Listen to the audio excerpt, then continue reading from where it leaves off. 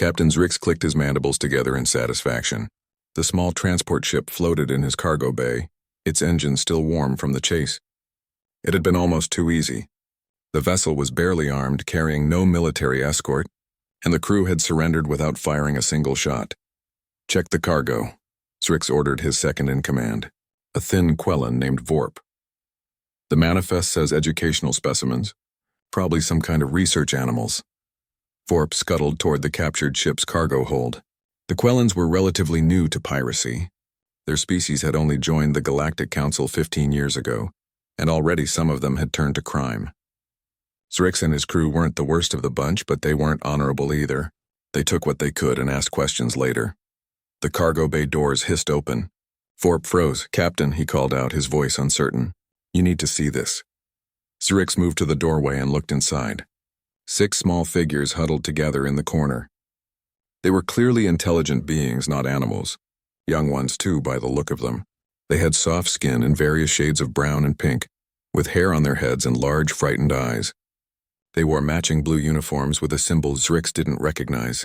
"What species?" Zrix asked. "Checking now," Vorp said, scanning them with his datapad. The device beeped. "They're humans." Humans. Zrix felt a flutter of concern. He'd heard that name recently. "The new species? The ones from that water world?" "Yes, Captain. These appear to be juvenile humans. Ages range from 8 to 14 standard years." Zrix's mind raced. Humans had only made first contact with the galaxy 2 weeks ago.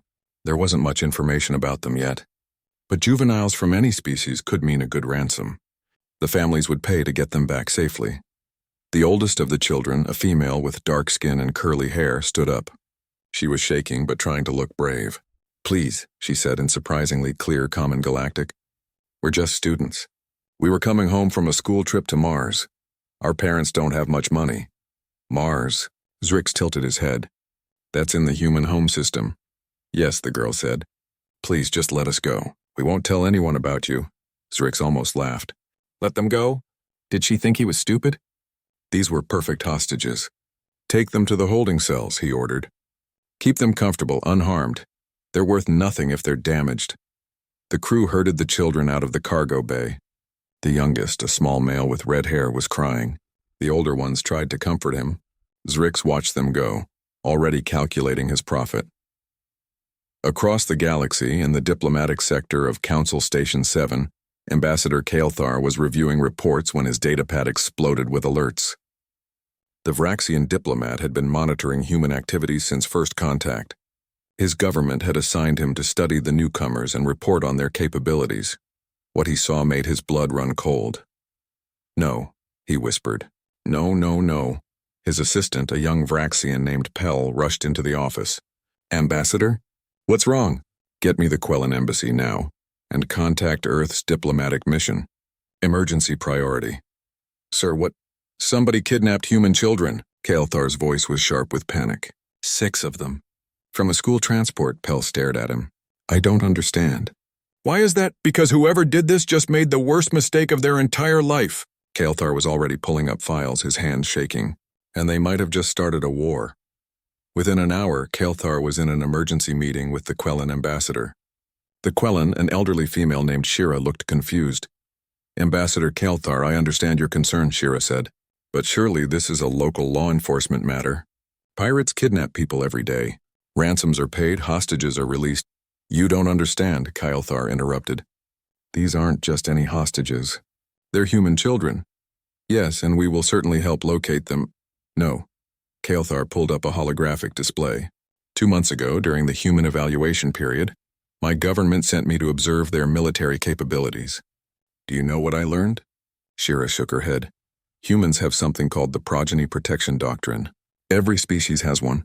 It measures how protective a species is of their offspring." Kael'thar's voice dropped. "Most species rank between 3 and 5 on the scale. The Vraxians are a 6. We're considered very protective. And humans?" Shira asked. "Humans rank 11 on a 10-point scale." Shira blinked. "That's not possible. It shouldn't be." "But it is." Kael'thar began displaying historical files. "Let me tell you about humans. They have a biological response to threats against their young. Their brains release chemicals that override rational thought.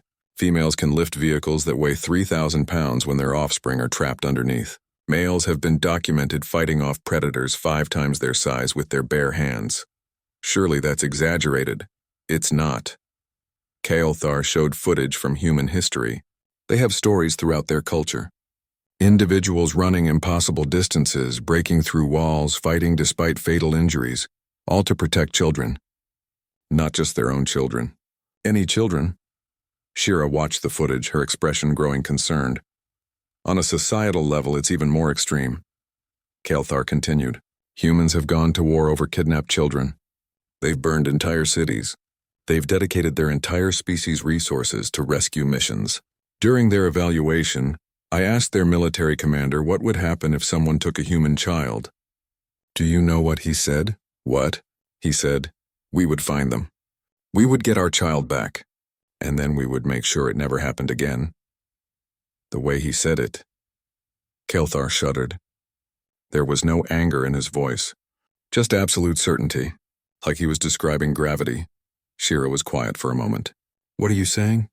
I'm saying that whoever took those children has maybe 48 hours before the human fleet arrives. And they won't come to negotiate. They'll come to take their children back, and they won't stop until they do. But surely they'll be reasonable. Humans are very reasonable, Kael'thar said, right up until you threaten their children. Then something else takes over. Something old. Something that helped them survive when they were prey animals on their homeworld. He looked at Shira directly. You need to find those pirates now before the humans do. Because if the humans find them first, there won't be anything left to arrest. Back on Zrix's ship, the pirate captain was making calls. He'd contacted his usual buyers, but strangely, no one wanted to talk to him. His 4th call finally connected. Zrix, the voice said coldly. I heard what you did. Perfect. Then you know I have valuable hostages. You idiot. The connection cut off. Zrix stared at his communicator. What was going on? These should be the easiest hostages he'd ever sold. Young, valuable, from a new species whose families would pay anything to get them back. His console beeped with an incoming message. It was from the Quellan government. Official channels, Captain Zrix. You are hereby ordered to surrender yourself and release your hostages immediately. Any harm that comes to those children will be considered an act of war against humanity. You have 12 hours to comply. Zrix felt his stomach drop. An act of war? Over 6 juveniles? Another message came through. This one was from sources in the criminal underworld. The message was simple. Run. The humans are coming. In the holding cell, Maya sat with the other children. 10-year-old Marcus was still crying. 8-year-old twins Kenji and Yuki held each other. 12-year-old Ahmed was trying to stay calm, and 11-year-old Sophia kept asking questions nobody could answer. Are we going to die? Sophia whispered. Maya put her arm around the younger girl. No, we're not going to die. How do you know? Maya thought about her parents. Her father was a mechanic, her mother was a teacher. Not rich, not powerful, but they were human. Because they'll come for us. I don't know how, but they will. They always do. Outside the cell, Vorp stood guard. He'd been listening to the communications chatter. The entire galaxy seemed to be talking about the human children, and everyone seemed afraid. Vorp looked at the children through the cell's window. They looked so small and fragile. What kind of species could make the whole galaxy afraid just because some of their young were taken? He had a feeling he was about to find out. Ambassador Kael'thar stood before the human delegation with his heart pounding. He'd requested this emergency meeting within hours of learning about the kidnapping. Now he faced 3 humans across a conference table.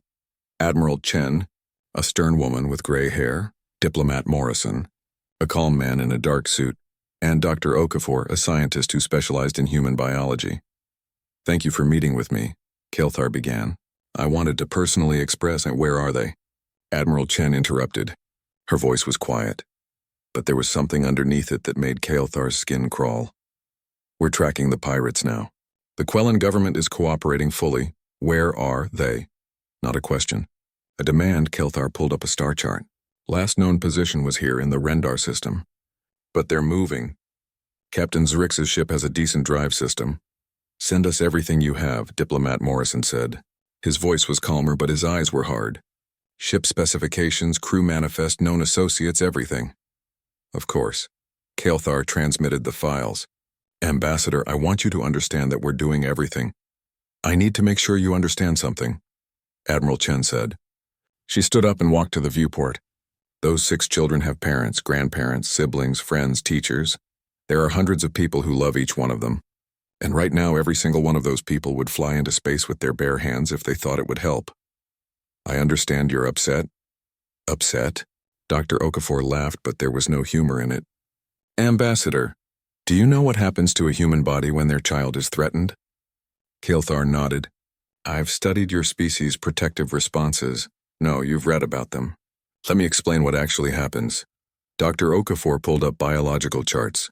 When a human perceives a threat to a child, any child, not just their own, their adrenal glands release massive amounts of cortisol and adrenaline.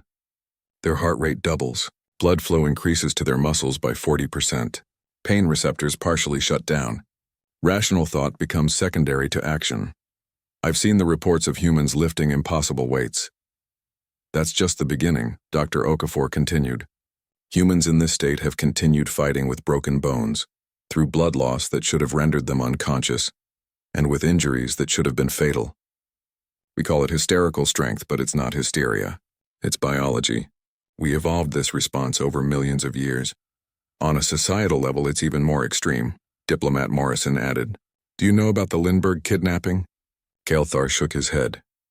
In 1932, someone kidnapped the infant child of a famous human pilot. The entire United States mobilized. Millions of citizens looked for that child. Congress passed new laws making kidnapping a federal crime. The FBI made it their top priority. It changed our entire legal system. One child? Kael'thar asked. One child, Morrison confirmed. And that was just a single nation centuries ago with primitive technology. Now imagine that response, but from 8 billion humans with spacecraft and military technology. Admiral Chen turned from the viewport. Ambassador, I need you to understand what's about to happen. Right now, every human military vessel is changing course. Every colony is sending ships. Our mercenaries, our traders, our criminals, everyone is looking for those children. Surely you can't mobilize your entire species. We can. We are. We will. Chen's voice was absolute. There's a saying in our military, no one left behind. It means we don't abandon our people ever. Those pirates think they took 6 hostages. What they actually did was unite 8 billion humans with a single purpose. Kael'thar felt his legs weaken. What are you planning to do? We're going to get our children back, Chen said simply. And the pirates? The 3 humans exchanged glances. Morrison spoke carefully. If they surrender the children immediately, unharmed, we can discuss terms, trials, justice through proper channels. And if they don't surrender?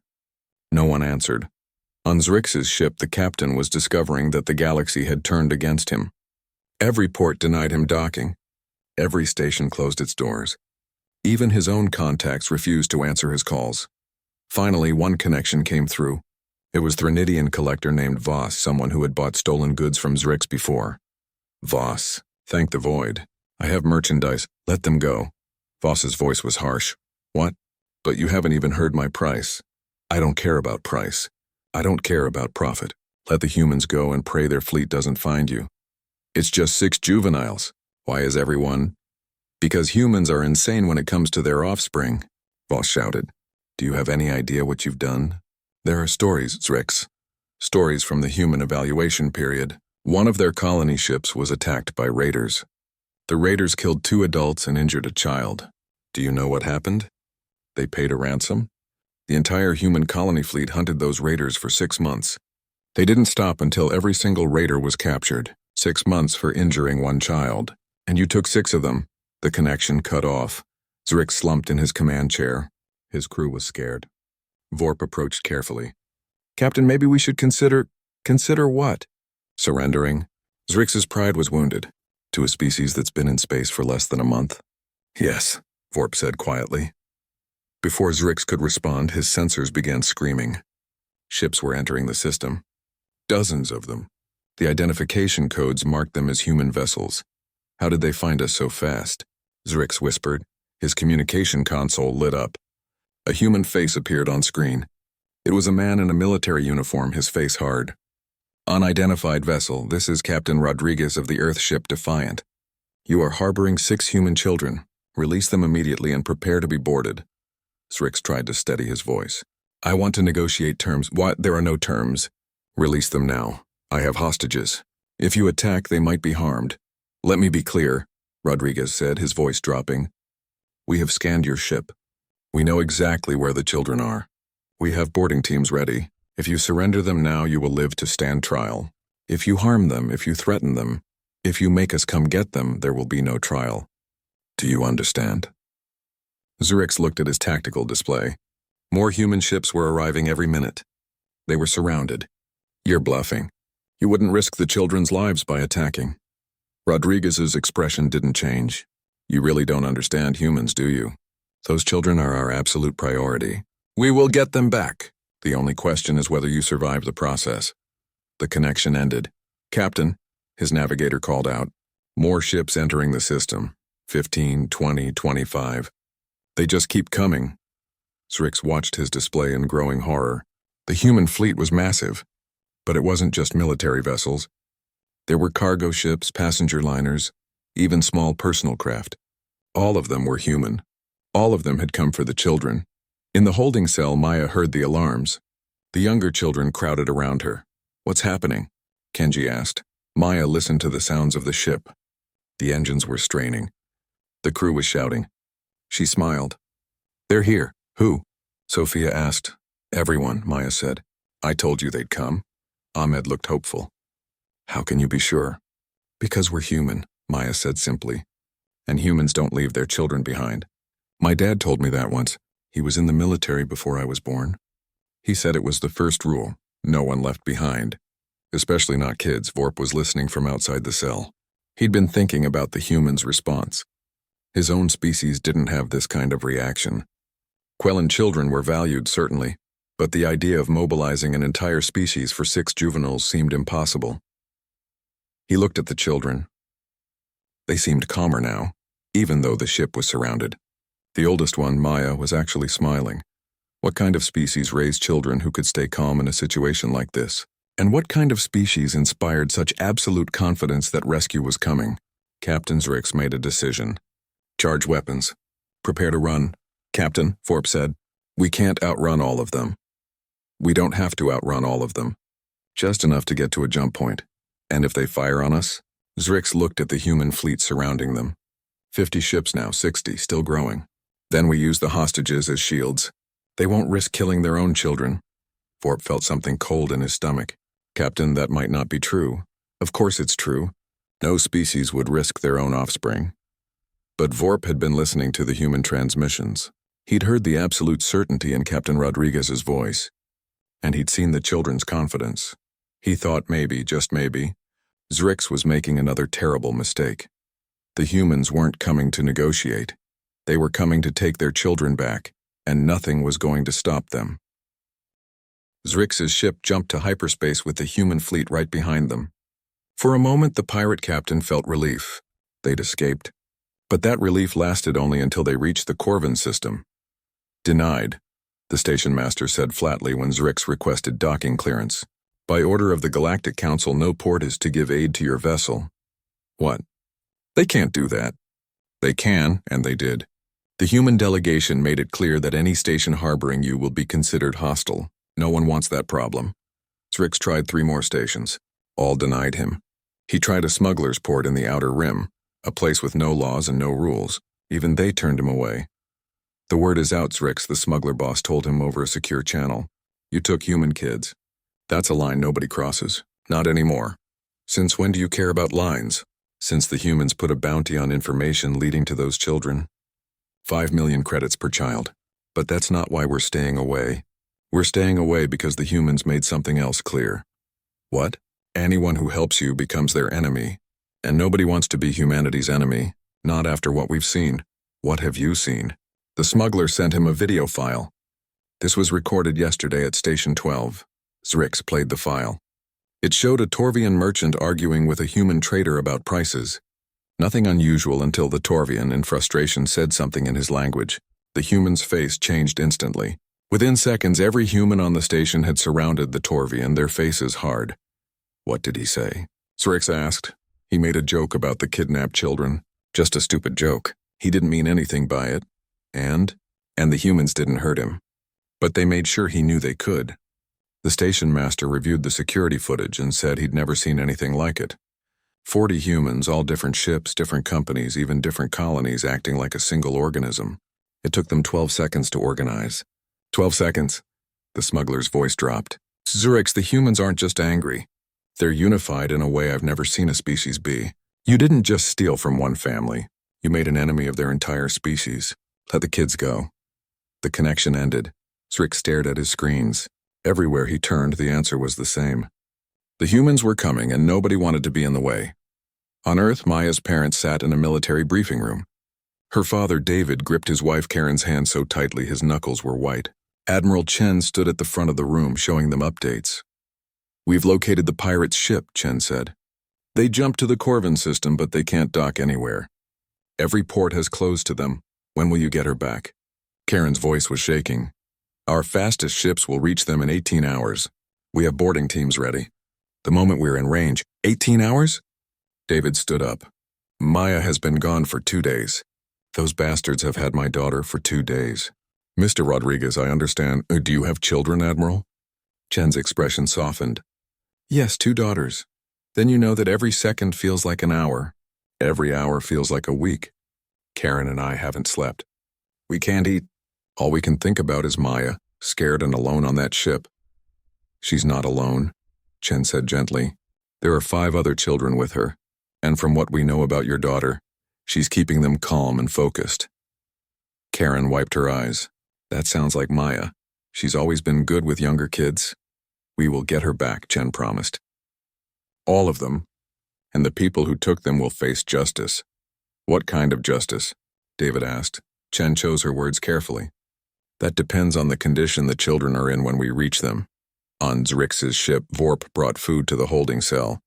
The children had been quiet for the last few hours. Maya looked up when he entered. Are we almost there? She asked.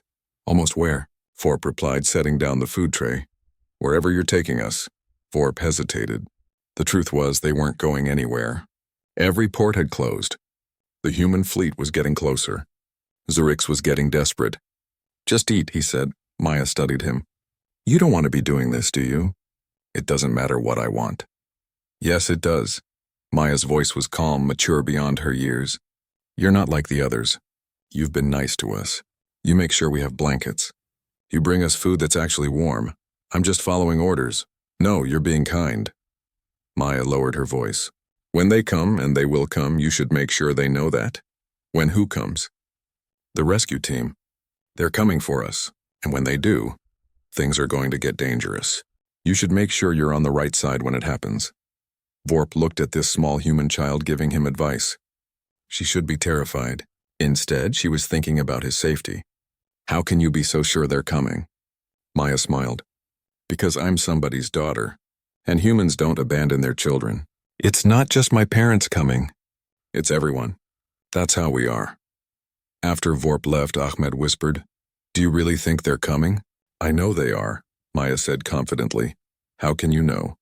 Maya thought about her father's stories from his military days, about rescue missions and impossible odds, about soldiers who ran into fire to pull out wounded comrades, about the unbreakable rule, leave no one behind. Because it's what humans do. We're not the strongest species. We're not the smartest, but we take care of each other, especially kids. Sophia, the 11-year-old, spoke up.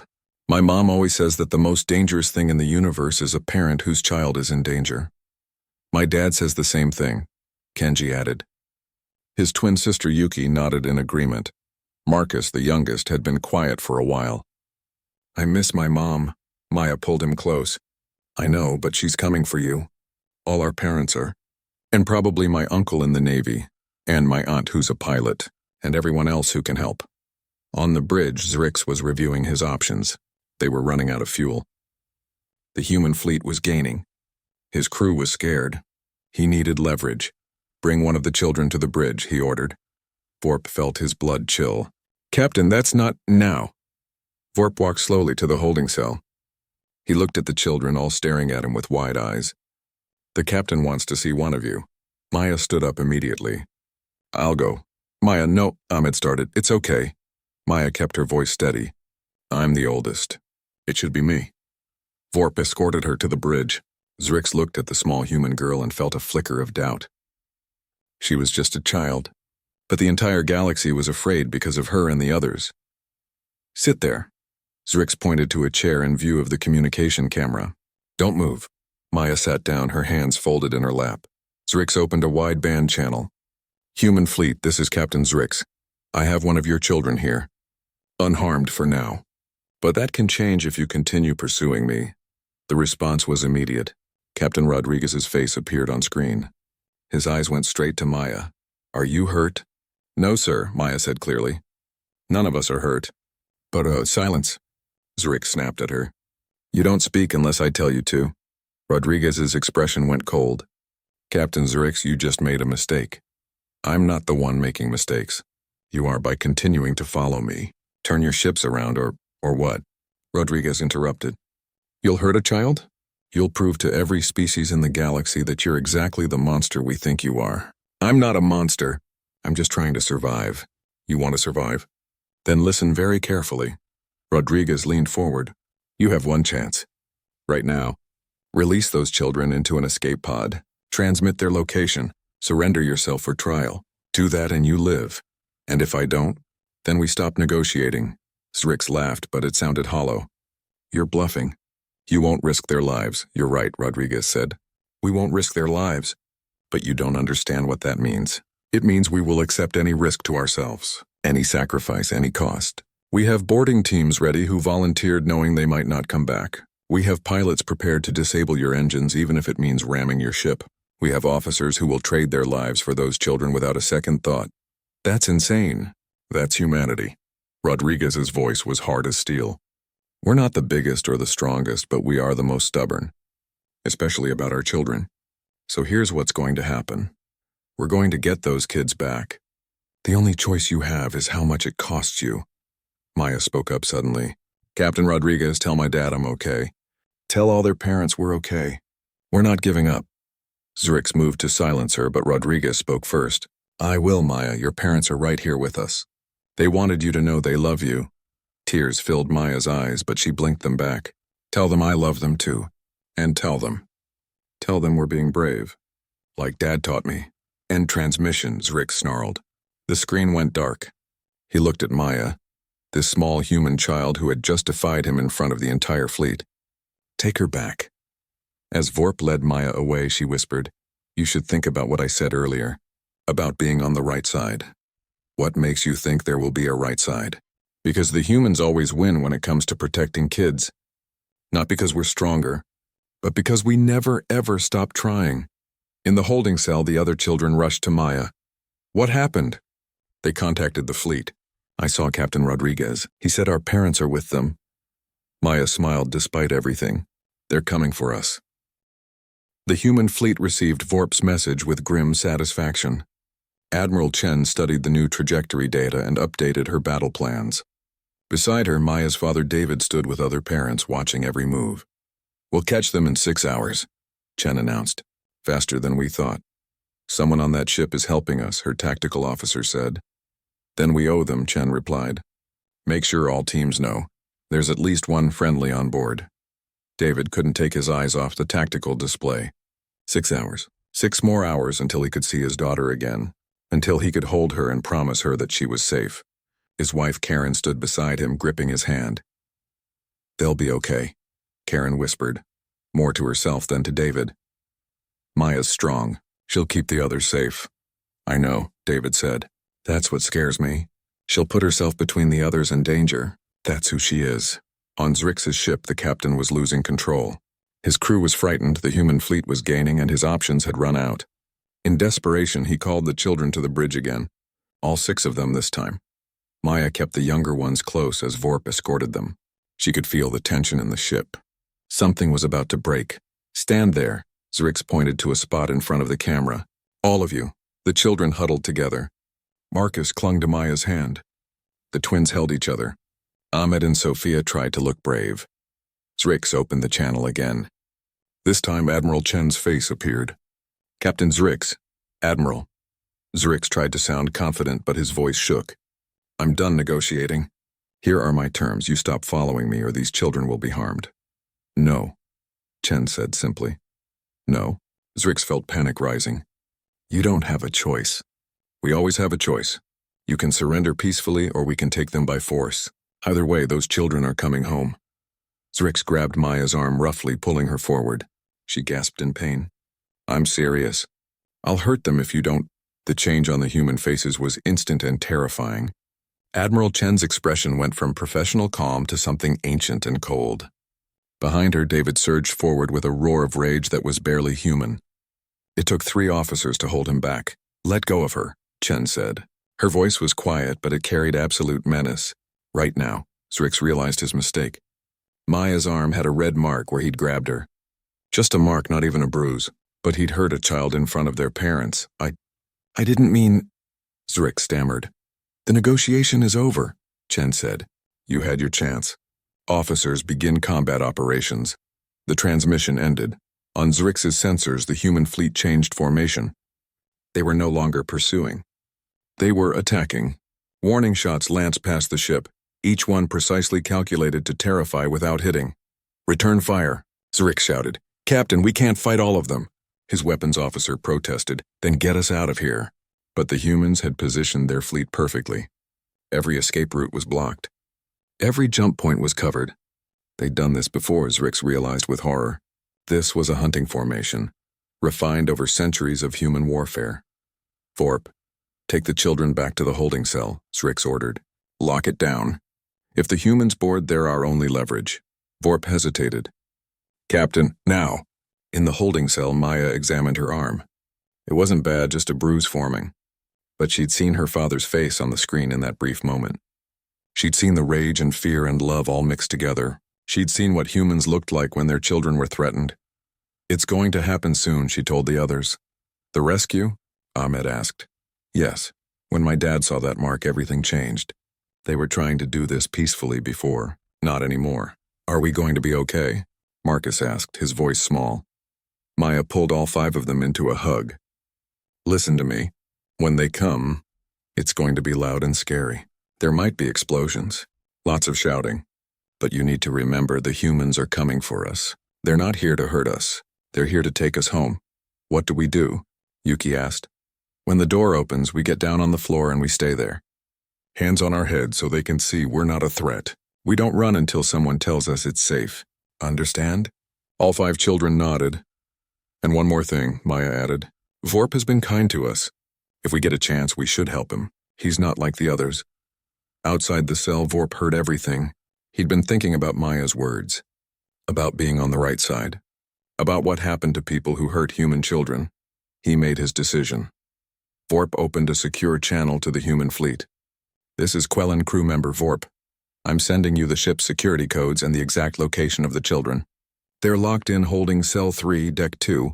I'm going to make sure they stay safe. The response was immediate. Vorp, this is Captain Rodriguez. Can you get the children to a secure location? The holding cell is secure. I can lock it from the inside. The rest of the crew won't be able to get in. Do it. We're coming. And Vorp? Thank you. Vorp entered the holding cell. The children looked at him with wide eyes. I need to lock this door from the inside. When the humans come, tell them I helped you. Tell them I kept you safe. Maya smiled. We will. Thank you, Vorp. You were right, Vorp said quietly. About choosing the right side. The ship shuddered as the human fleet began their assault. Precise controlled fire disabled the engines, disabled the weapons, disabled every system except life support and lights. The humans weren't trying to destroy the ship. They were preparing to board it. On the bridge, Zrix watched his ship die around him. This is insane. We're surrendering. Stop firing! But the humans didn't stop until the ship was completely helpless. Then and only then the firing ceased. A new voice came over the communication channel. Hard, professional, terrifying. Pirate vessel, this is Commander Sarah Blake of the Earth Special Operations Forces. We are boarding your ship. Anyone between us and those children will be removed. You have 30 seconds to stand down and drop your weapons. Zrix looked at his crew. Most of them had already dropped their weapons. Only a few diehards still held guns. Stand down, Zrix said weakly. It's over. The boarding happened fast. The human special forces moved through the ship like water, flowing around obstacles, overwhelming resistance with precision and overwhelming force. They weren't cruel, But they weren't gentle either. Anyone who resisted was subdued instantly. The team reached holding cell 3 in under 5 minutes. Commander Blake checked her scanner. 6 life signs inside. 1 Quellen, 5 human children. Breach? Her lieutenant asked. No need. Blake had the security codes. She opened the door carefully, her weapon ready. Inside, she saw 6 human children on the floor, hands on their heads, exactly like they'd been trained. A young Quellen stood between them and the door, his arms spread protectively. Don't hurt them, Vorp said quickly. I'm Vorp. I sent you the codes. I've been protecting them. Blake lowered her weapon slightly. Children, I'm Commander Blake. We're here to take you home. Is anyone hurt? Maya lifted her head. I have a bruise on my arm. That's all. The others are okay. Blake's jaw tightened when she saw the bruise. Who did that? Captain Zrix, but it was my fault. I should have. No. Blake's voice was firm. Nothing about this is your fault. None of you did anything wrong. You understand? All 6 children nodded. Okay, we're going to take you to our medical bay, get you checked out, and then you're going home. Your parents are waiting. Blake turned to her team. Secure Vorp separately. Tag him as cooperative. Someone get me a medical kit for these kids. As the children were helped to their feet, Marcus started crying. Not from fear, but from relief. Sophia and the twins joined him. Ahmed tried to stay strong, but failed. Maya held them all, tears streaming down her own face. It's okay, she whispered. We're safe now. We're going home. David was waiting in the medical bay when they brought Maya in. The moment he saw her, he ran. Maya saw her father and broke into a run, too. They met in the middle, David dropping to his knees to hold her. Daddy, Maya sobbed into his shoulder. I've got you, David said, his voice breaking. I've got you, baby. You're safe now. Karen rushed in seconds later, wrapping them both in her arms. The 3 of them stayed there, holding each other, crying together. Around them, the same scene played out 5 more times as the other children were reunited with their parents. The hardened Special Forces soldiers watched with tears in their own eyes. Commander Blake found Vorp in a holding area. The young Quellen looked terrified but resigned. Am I going to be executed? No, Blake said. You're going to be questioned and probably tried. But you helped us. You protected those children when you didn't have to. That matters. I just did what was right. Exactly. And humans remember that. On the bridge of the pirate ship, Zrix sat in restraints watching human military police process his crew. Captain Rodriguez stood over him. You could have avoided all this, Rodriguez said. You could have let them go when we first asked. I didn't know, Zrix said weakly. I didn't know you would do all this for 6 children. Now you do, Rodriguez said. And so does the entire galaxy. Admiral Chen addressed the fleet. Mission successful. All 6 children recovered safely. Minimal injuries. All perpetrators in custody. A cheer went through every human ship in the fleet. On Earth, the news spread instantly. 8 billion humans released a collective breath they'd been holding for 3 days. 3 weeks after the rescue, Ambassador Kael'thar stood before a classroom at the Galactic Diplomatic Academy. 200 students from 50 different species sat waiting to hear his lecture. The topic, Understanding Humanity. Today I'm going to tell you about the most important lesson I've learned in my 40 years as a diplomat, Kael'thar began. 3 weeks ago, 6 human children were kidnapped by Quellen pirates. Some of you may have heard about this incident. Today I want to explain what happened and why it matters to every one of you who hopes to work with humans in the future. He pulled up images of the 6 children. Maya Rodriguez, age 14. Ahmed Al-Hassan, age 12. Sophia Martinez, age 11. Marcus O'Brien, age 10. Kenji and Yuki Tanaka, age 8. 6 ordinary human children on a school trip. They were kidnapped, held hostage for 3 days, and threatened with harm. The students shifted uncomfortably. Everyone had heard the story. The pirates thought they understood the situation, Kael'thar continued. They had valuable hostages. They could demand ransom. This is unfortunately common in many parts of the galaxy. What they didn't understand was that they had kidnapped human children. A student raised her hand. Ambassador, why does that make a difference? Children are valuable to most species. An excellent question, Kael'thar said. Let me show you something. He displayed data charts. This is a comparison of species responses to offspring threats. Most species rank between 3 and 5 on the protective response scale. Highly protective species like my own Vraxians rank at 6 or 7. Humans rank at 11 on a 10-point scale. How is that possible? Another student asked. Because humans evolved as prey animals on a world filled with predators. For millions of years, their survival depended on protecting their young from creatures faster, stronger, and more dangerous than themselves.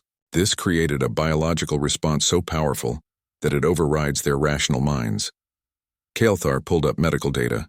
When a human perceives a threat to any child, not just their own biological offspring, but any child, their bodies release massive amounts of stress hormones. Their strength increases, their pain tolerance increases, their willingness to sacrifice themselves becomes absolute. That sounds like a weakness, a Torvian student observed. That's what the pirates thought, Kael'thar replied. They were wrong. Let me tell you what happened. Within 6 hours of the kidnapping, the entire human species mobilized, not just their military. Everyone, traders provided intelligence, colonies sent ships. Even human criminals refused to help the pirates. He showed footage of the human fleet. This is what 8 billion humans look like when their children are threatened. Over 200 ships from every human colony and station, all moving with a single purpose. This wasn't ordered by any government. It was organic, instinctive, absolute. The classroom was silent. The pirates tried to negotiate. The humans said no. The pirates tried to hide. The humans found them. The pirates tried to run. The humans followed. Every port in the galaxy closed to the pirates because no one wanted to be between humans and their children.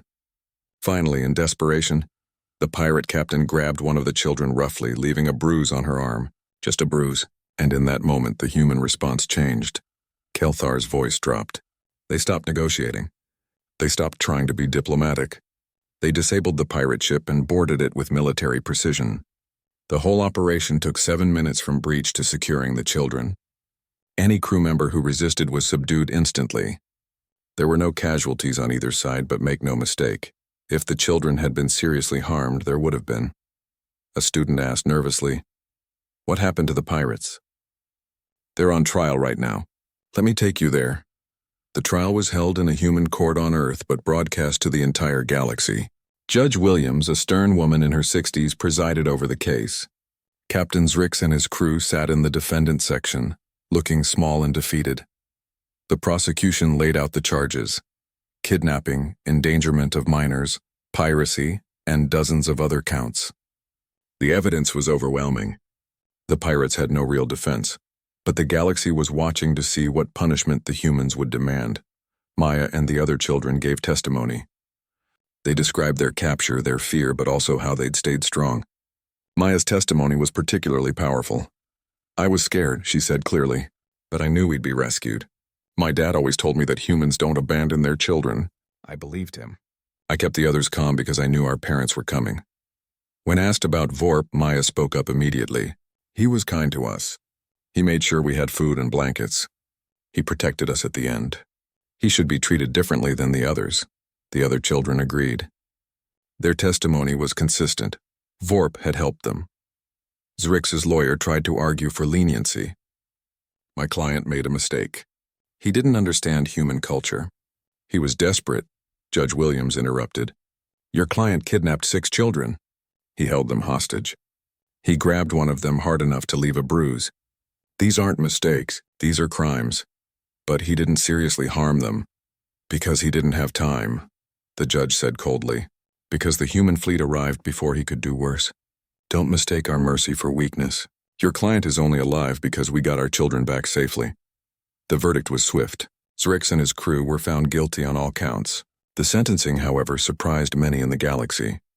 "Captain Zrix, you are sentenced to 40 years in a human prison facility," Judge Williams announced. "Your crew members will serve sentences ranging from 15 to 30 years, depending on their level of involvement. Vorp of the Quellan species, due to your cooperation and protection of the children, you are sentenced to 5 years, with possibility of parole after 2. In the gallery there were murmurs. Many expected harsher sentences. Death penalties. Life imprisonment, Judge Williams addressed the courtroom. "Let me be clear about these sentences. We do not take pleasure in punishment. We take pleasure in justice. These individuals committed serious crimes and they will pay for them. But they did not kill anyone. They did not cause permanent harm. And one of them chose to do the right thing in the end. We are humans. We believe in redemption. We believe in second chances, but we also believe in consequences. She looked directly at the camera broadcasting to the galaxy. Let this be a lesson to anyone watching. Humans will protect our children with everything we have. We will move mountains. We will cross galaxies. We will never stop until our children are safe. But we are not monsters. We are not interested in revenge. We are interested in justice and ensuring this never happens again. After the trial, Vorp was placed in a minimum security facility. He spent his time learning about humans, reading their history, understanding their culture. After 18 months, he was granted parole due to good behavior and his role in the rescue. A human victims advocacy group helped him find work as a cultural consultant, teaching other species about human protective instincts. He never forgot the lesson he learned. When it comes to their children, humans are unstoppable. Back at the Diplomatic Academy, Kalthar concluded his lecture. The progeny protection doctrine is not a weakness. It's a strength. It means that humans will sacrifice everything for their children. It means they will never abandon their young. It means that if you want to work with humans, you must understand this absolute truth. Their children are sacred. A student asked, "What if we accidentally offend or threaten a human child?" "Apologize immediately and sincerely," Kalthar said. Humans understand accidents. What they don't forgive is intentional harm or callous disregard for child safety. If you make a mistake, acknowledge it, make it right, and learn from it. "Are humans dangerous?" another student asked. Kalthar thought carefully. Humans are capable of extraordinary violence when necessary, but they're also capable of extraordinary compassion. They saved my life once during a station emergency. They've shared their technology freely. They've helped rebuild worlds devastated by disasters. They're good neighbors and loyal allies. Just don't threaten their children. He pulled up one final image. It showed Maya and the other 5 children at a ceremony, 6 months after the rescue.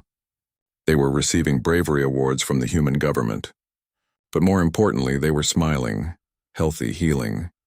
These children were traumatized, Kalthar said, but they're recovering. They have counseling, support, and families who love them. Humans take care of their own. That's the real lesson here. Not that humans are dangerous when threatened, but that humans will do whatever it takes to protect and heal their children. Will this incident change human relations with the galaxy? A student asked. It already has, Kalthar replied. Every species now understands human priorities. Several governments have passed new laws specifically protecting human children in their territories. The Galactic Council has created new protocols for child safety, and pirates across the galaxy have learned a simple rule: stay away from human children. He closed his presentation. Let me leave you with this. In my 40 years as a diplomat, I've worked with hundreds of species. I've seen empires rise and fall. I've witnessed wars and peace treaties, but I've never seen anything like what I saw 3 weeks ago.